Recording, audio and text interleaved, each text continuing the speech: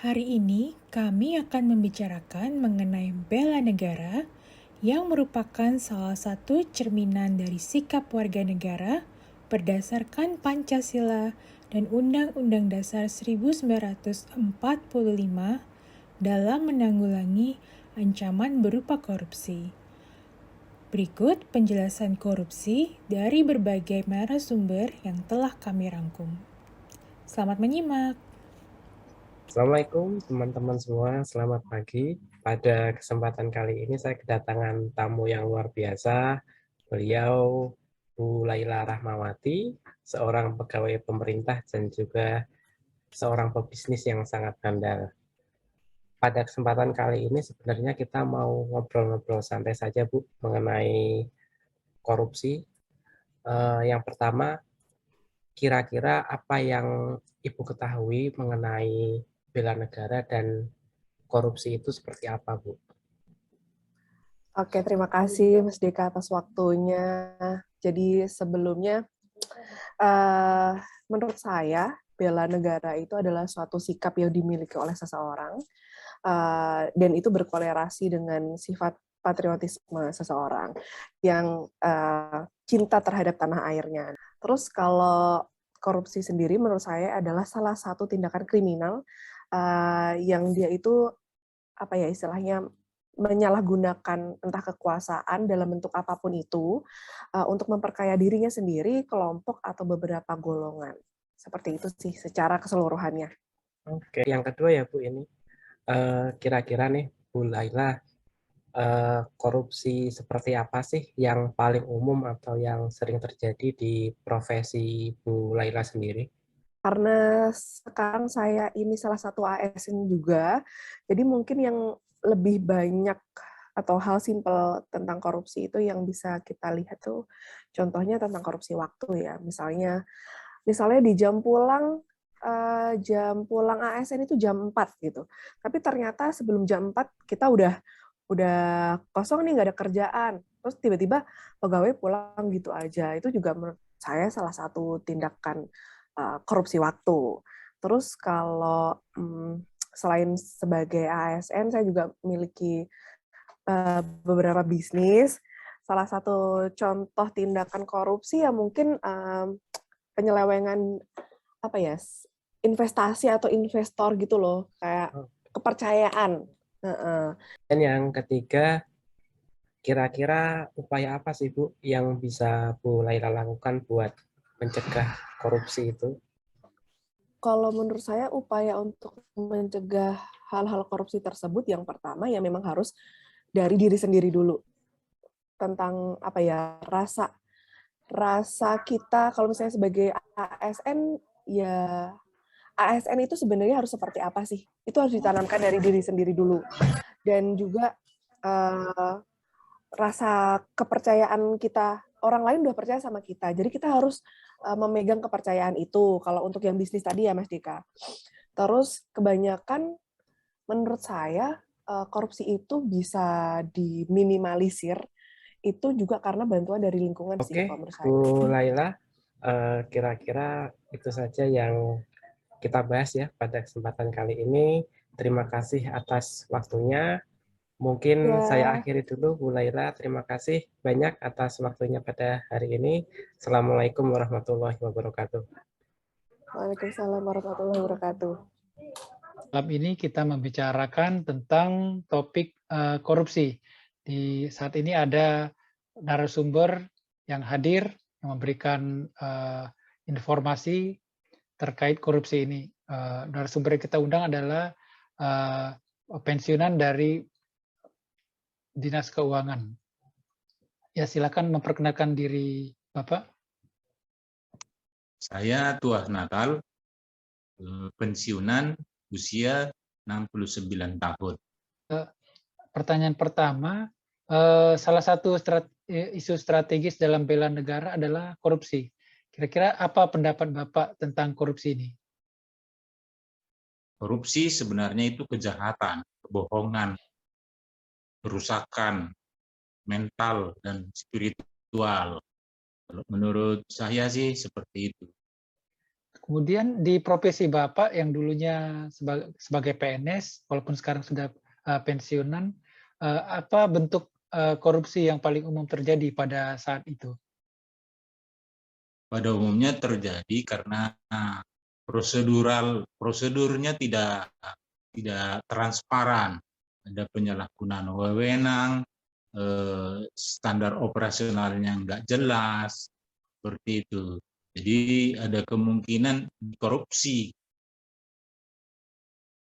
Oh, jadi karena diambil keuntungan dari ketidakjelasan prosedur. jadi ada gap celah di prosedur itu yang bisa dimanfaatkan oknum ya mungkin ya Pak untuk melakukan tindak korupsi.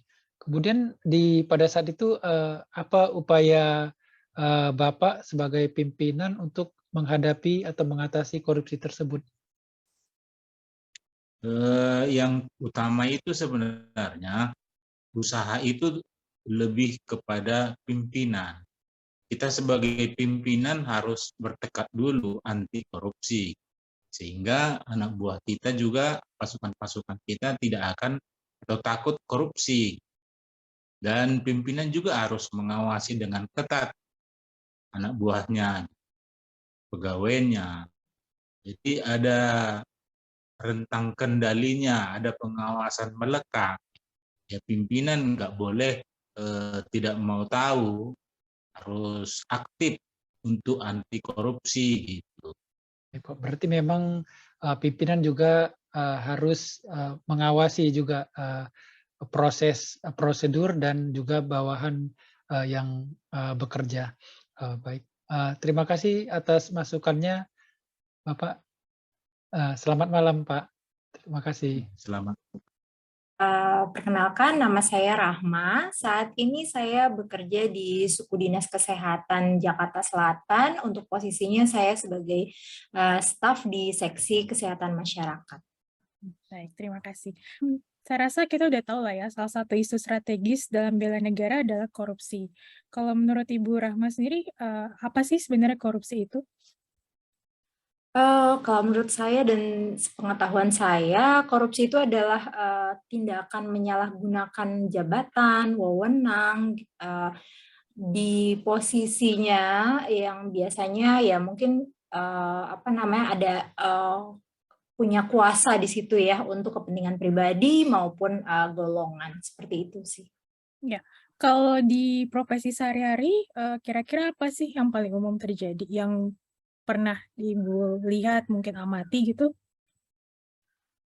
Sebenarnya saya sendiri sih belum pernah ya dapat melihat langsung, tapi secara kewenangan itu sebenarnya posisi seperti di suku dinas atau ya sudin-sudin gitu ya, tidak hanya kesehatan, itu sebenarnya sebelum masa sekarang sih mungkin udah diminimalisir, tapi sebelumnya itu di mana punya wewenang untuk memberikan izin seperti itu, biasanya bentuk korupsi yang bisa terjadi itu adalah bisa gratifikasi atau menyalahgunakan wewenang untuk pengadaan gitu dengan perusahaan atau kelompok tertentu gitu sih. Oke. Kalau boleh dielaborasi sedikit, tadi perizinan dalam hal apa ya? Maksudnya? Perizinan bisa macam-macam ya. Kalau dari kesehatan itu kan dulu juga seperti mau membuat klinik gitu kan, klinik atau itu kan biasanya mereka izinnya itu diberikan oleh dinas terkait gitu. Kalau misalnya tentang restoran atau apa mungkin ke bagian kesehatan lingkungan seperti itu. Kalau untuk klinik itu juga ke bagian pelayanan kesehatan gitu. Seperti itu sih mungkin. Oke, kalau begitu sekarang ini bagaimana? Apakah prosesnya sudah lebih baik? Terus kira-kira upaya apa aja sih yang bisa kita lakukan untuk mengatasi kemungkinan-kemungkinan terjadinya penyelewengan jabatan dan wewenang itu? Kalau sekarang sih memang sistemnya memang dibuat supaya untuk meminimalisir ya kejadian seperti itu. Kalau saya lihat seperti untuk yang perizinan yang dulunya memang langsung dipegang oleh suku dinas, tapi di DKI Jakarta terutama itu ada PTSP. Jadi Oke. apa Terpadu ya namanya semuanya itu ya.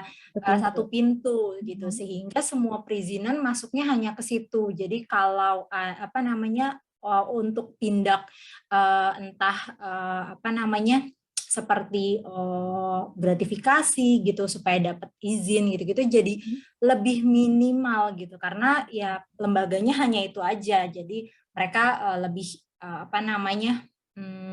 akan lebih sulit lah ya untuk melakukan hal-hal seperti tindakan korupsi gitu. Terus kemudian untuk kayak dalam pengadaan juga sekarang kan ada e-katalog gitu ya. Jadi Oh ya, semuanya tidak online bisa ya. langsung, iya, jadi bisa terpantau. Kemudian juga tidak bisa langsung menunjuk satu perusahaan tertentu gitu, misalnya untuk satu pengadaan, baik alat maupun jasa. Gitu. Jadi kayak sistemnya sekarang sudah dibuat sedemikian rupa supaya membatasi ya kemungkinan penyelewengan itu begitu ya. Ya, betul.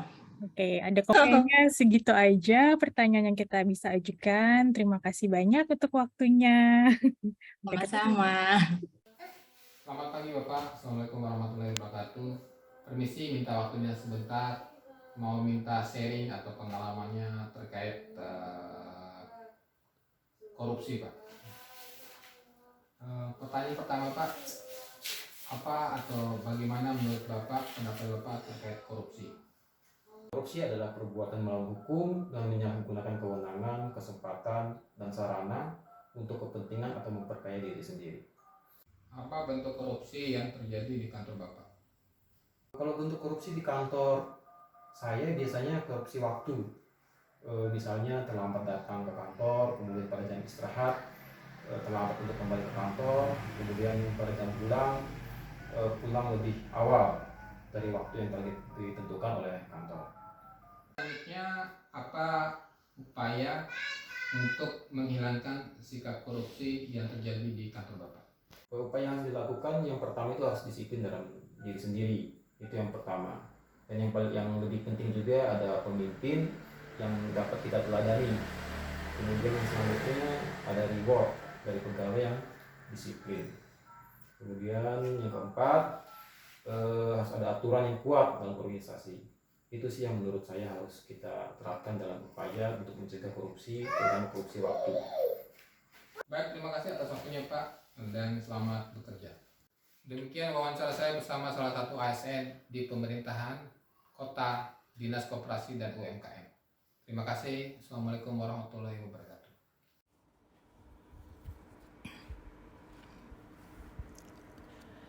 Berdasarkan video-video interview tadi, ada beberapa hal yang dapat kelompok kami simpulkan, yaitu 1. Korupsi merupakan kejahatan akibat masalah mental dan juga spiritual dari pelaku. 2. Korupsi paling umum terjadi karena prosedur yang tidak transparan, sehingga dapat terjadi penyalahgunaan wewenang. SOP yang tidak jelas pun menyebabkan individu dapat mengambil keuntungan dari celah-celah kelemahan prosedur tersebut untuk melakukan korupsi. 3. Pemimpin harus punya tekad anti korupsi supaya pegawainya takut melakukan korupsi. Selain itu, perlu dilakukan pengawasan, pengendalian, dan juga perbaikan sistem sehingga korupsi dapat diminimalisir. Sebagai kesimpulan, kami berkelompok menyimpulkan bahwa perlu adanya perbaikan SOP supaya tidak ada celah untuk korupsi dan kapasitas pemimpin yang dapat memberikan contoh sikap-sikap anti korupsi serta melakukan pengawasan. Demikian video podcast kali ini. Terima kasih sudah menyimak. Salam.